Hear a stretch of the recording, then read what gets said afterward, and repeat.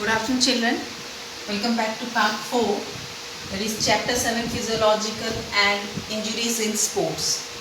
Today we will study about the physiological changes due to aging and role of physical activities. Physical changes due to aging and role of physical activity. With the onset of old age, that is aging process, the specific threshold performance deteriorates. Most of the physiological functions apparently have their own individual peak performance which declines with the age.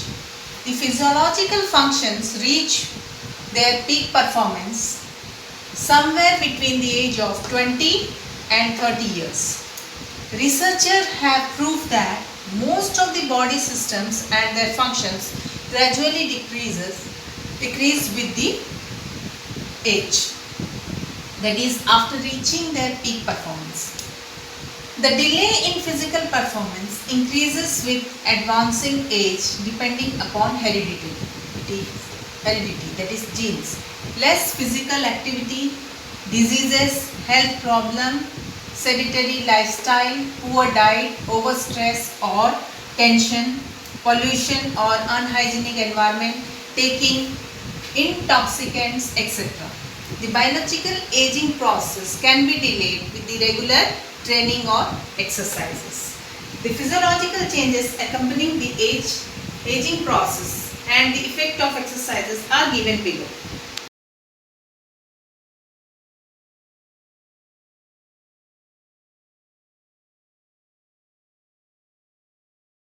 Now, next topic is concept of sports medicine.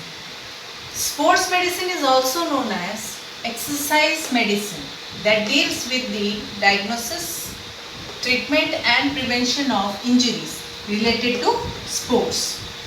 The International Federation of Sports Medicine, that is FISM, is the body to provide guidelines for sports injuries. Its function is not only curative and preventive but also rehabilitative.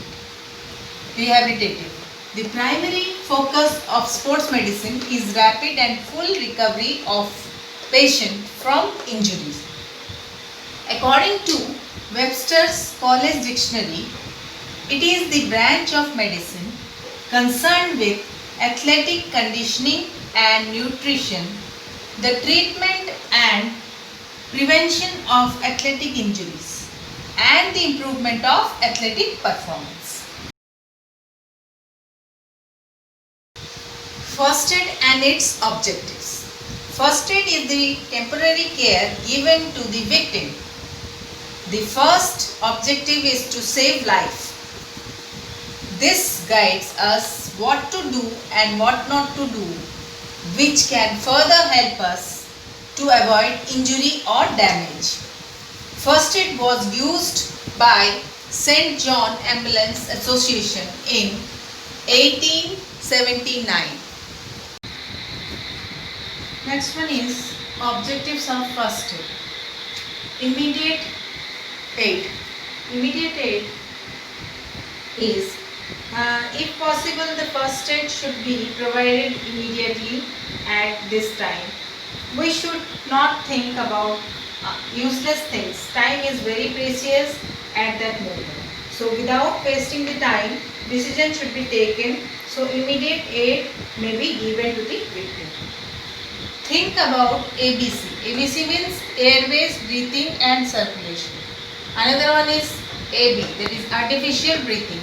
Third one is CPR, that is cardiopulmonary resuscitation. That means the person who provides first aid to the victim should think about airways, breathing, circulation, that is ABC. So first of all, he should check the throat of the victim. He should unbutton the shirt of the victim. Then he should check up his respiration. If victim's respiration is not running well, he should give him artificial breathing, that is AB. After that, the person giving first aid should check up his blood circulation. For this purpose, he should check his pulse rate. If his pulse is not felt by the first aider, he should use cardiopulmonary resuscitation, that is CPR technique immediately. In this process, artificial respiration is given, and after that chest is pressed for artificial blood circulation. This process must be repeated at least 15 times. Third one is stop bleeding.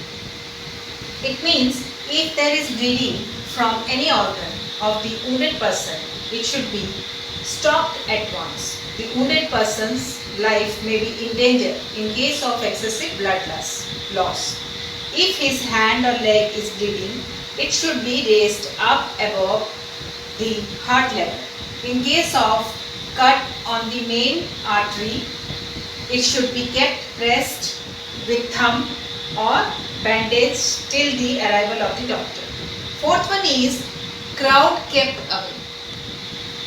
It usually seen that the people gather immediately when there is any accident. So, they gather in the form of crowd. Every individual wants to see injured person. In such condition, the injured person does not get fresh air. Therefore, the person giving first aid should also try to keep away the crowd from the injured person. The next one, wrap the injured in cloth or blanket. At such time, victim should be kept warm, so he should be wrapped in cloth or blanket. Next, systematic attitude. The person giving first aid should have systematic attitude. When an accident happens, the wounded or injured person feels fear and terror. He should be treated politely and sympathetically so that he may come out of the fearless situation. He should also be assured and that serious naught has been happened. He should assure that would be all right. The first aider should not be rash. He should perform his duty with calm and patience. Fluids should not be given to the unconscious person. That means if a person becomes unconscious due to accident, he should not be given any liquid because liquid substance may enter into his windpipe and that may cause or create further problems. Then medical aid. The first aider should call the doctor or expert immediately. That is medical aid. Next comes causes of sports injuries. There are different causes of sports injuries. Usually every sports person is prone to accidents and injuries. So preventive steps or physical fitness level, if it is not there, then the injuries happen. First one is lack of fitness. Lack of or less fitness level may cause injury or accident. Then poor concentration. Poor concentration or lack of mental readiness leads to injuries. Next one, overstress or tension. If the person is overstressed or tension or unbalanced psychological behavior is one of the causes of accident. Not performing warming up. That is, if the person does not perform warming up before any commencement of the activity, the main cause of injuries during the sports is that. Another one is equipment failure. Equipment fault or failure of equipment can cause accidents in sports. Next one, faulty skill actions. Player performing faulty skills action or unbalanced movement while playing or uncoordinated movements may cause the accidents or injuries. Not following the rules. Player not following the rules or regulations of activity can also cause injury. Aggression or violence. 8. Aggression or violence during game is also the cause of accidents or injuries. Then poor play field. Poor maintenance of play field or the arena, playing arena, not properly cleaned or anything is left in the ground that may cause injury. Not considering safety means, that is not considering safety means, that is if during the game if we do not consider the safety means, it may also cause injuries or the person may be injured. Not wearing protective guards. It's very important to wear protective guards, and not considering the safety equipment is one of the cause of injuries if you don't wear the safety guards. Then wrong training methods. Poor or wrong training methods, overtraining or overexertion of muscles may cause injury. Last one is wrong treatment of injury.